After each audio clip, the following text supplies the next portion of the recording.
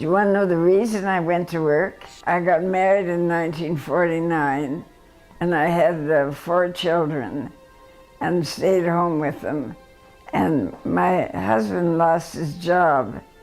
And the best thing that I ever did was to go to work.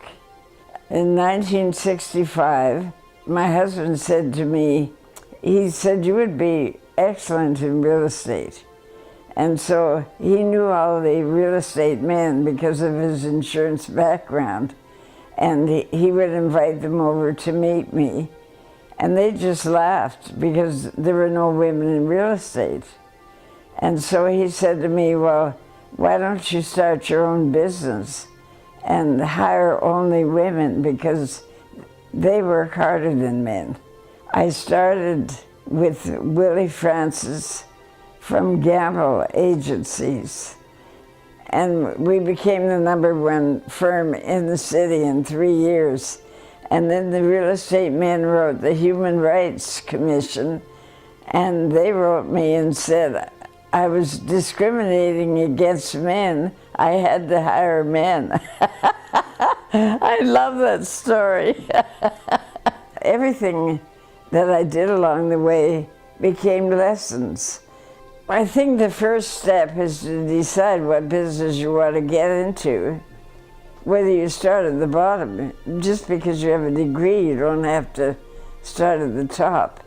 And as I said, if you love what you're doing, you become so good at it that people will notice.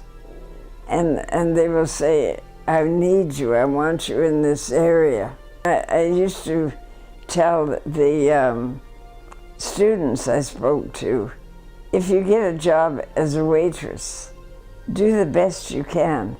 When you're serving people and your attitude is beautiful, someone will spot you and say, "I need you for my company."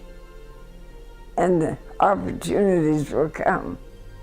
But the thing is to get started anywhere.